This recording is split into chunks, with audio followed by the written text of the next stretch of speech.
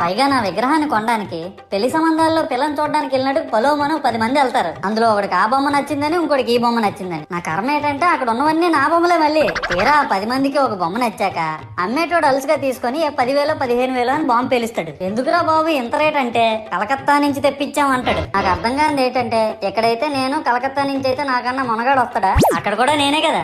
ఇలా నన్ను బజార్లో పెట్టి బేరం ఆడి ఇవన్నీ చూస్తూ 9 రాత్రులు గడిపాక సరేలే సాయంత్రం అనిపిస్తారులే అని కాలు మీద కాలు వేసుకొని కూర్చుంటే అప్పుడు మొదలవుతాదిరా నా నిమజ్జనం వ్యాన్ ముందు 90 వేసి నాగిని డాన్స్ చేస్తారు.